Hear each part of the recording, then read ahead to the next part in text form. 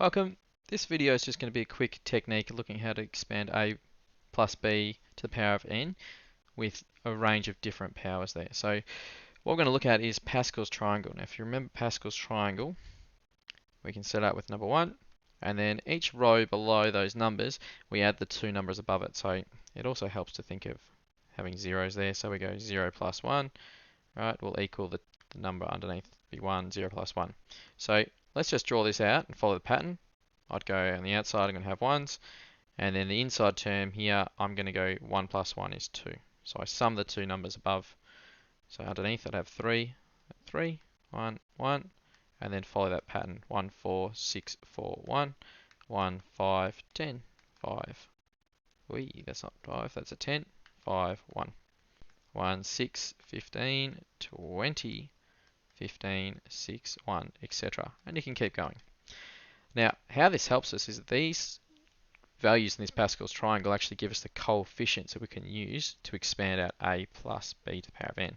So let's take one that you're probably familiar with already, and let's say we had x plus, well, let's just go a and b. Let's keep it a plus b to the power of 2. And you go, well, I know that's a squared plus 2ab plus b squared. Alright, we've probably covered that before.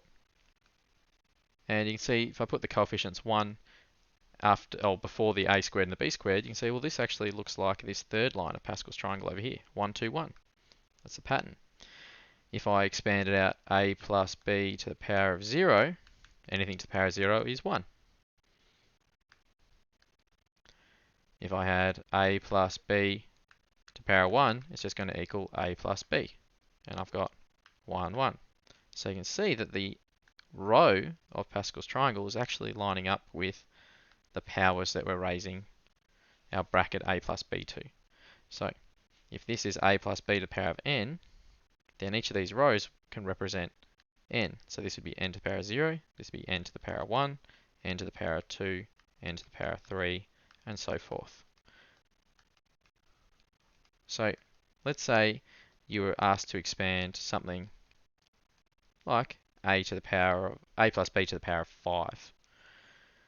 If we look back at that original example, we can see there's also a pattern with the terms from inside the bracket. We've got a and b here. We notice that the first term here has an a squared in it. Then the second term has an a to the power of 1.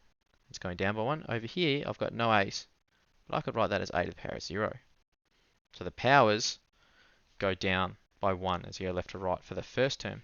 And then conversely, b is squared in the last term, b to the power of 1 in the middle, and at the front there's no b, so I could write that as p to the power of 0. So when it gets to these higher powers, a plus b to the power of 6, for example,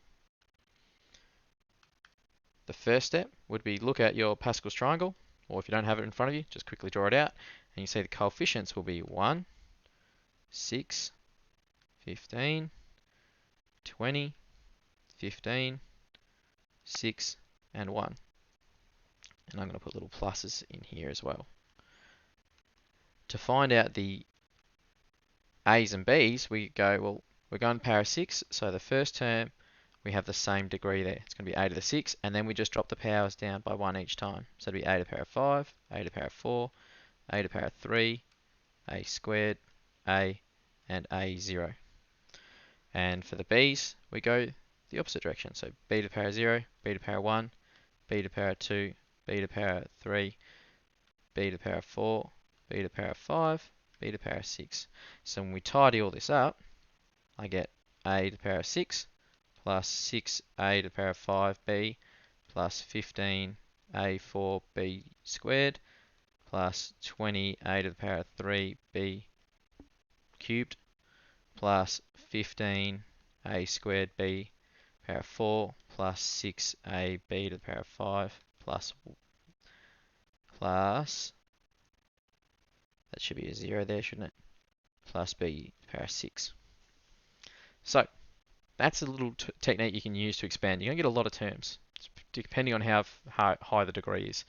Let's look at one example where we don't have an a and b. Let's say we had an x and a whole number. So let's say you're asked to expand x minus 2 to the power of 5.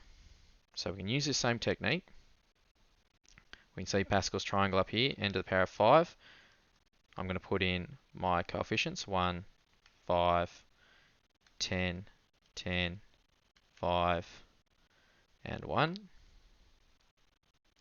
Just give myself a bit of room here, and 1. Then, when I put in my x's, I'm going to have x to the power of 5, x to the power of 4, x to the power of 3, x to the power of 2, x, and then x to the power of 0. I'm going to leave it off there.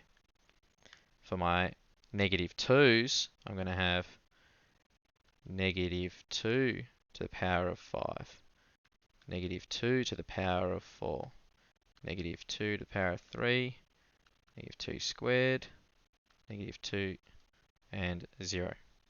So, what happens when we expand this out? We've got whole numbers, so this will change the value of the coefficients. So, first term, x to the power of 5, stays the same. That's good news. I've got negative 2 to the power of 1. So I'm going to have negative 2 times 5 would be minus 10 x to the power of 4. Cross them off as I go. Next one, I've got plus 10 x cubed times negative 2 squared. Now if I square everything, negative 2 times negative 2 is positive 4. So I'm going to get plus 40 x cubed. And then I've got plus 10. Now negative 2 cubed. Go negative 2 times negative 2 is positive 4 times negative 2 is negative 8. So I'm going to have minus 8 times 10, minus 80 x squared. Then I go to the next one. I've got negative 2 to the power of 4. So I'd have negative 2 cubed was negative 8 times by negative 2 give me positive 16. So that'll be plus 90. 16 times 5 is 90 plus 90x. And the last one, negative 2 to the power of 5. Now, if I've got an odd power shortcut, I know it's going to be a minus answer. 2 to the power of 5 would be 32. So you can see here, when you look at the final answer, it doesn't look like the coefficients line up with Pascal's triangle, but you can see in the first line of working out, we've got 1, 5, 10, 10, 5, 1. So I did all that without a calculator. If you tried to do it by hand using foil over and over and over and over again, you'd be there for quite a long time. Okay, hope you find that interesting and useful. If not, I hope you enjoy the next video.